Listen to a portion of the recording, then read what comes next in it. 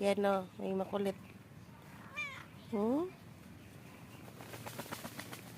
Yan. Kanina pa yan nangungulit sa akin. Ayaw ko anong gusto nito. Pero busog na ito. Busog na siya.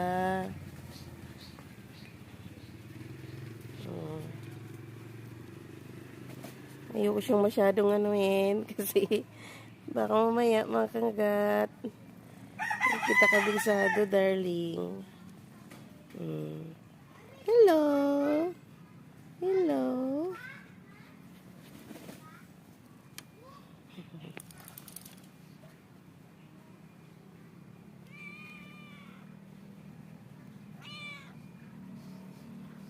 Gusto yan nagpapakaganyan.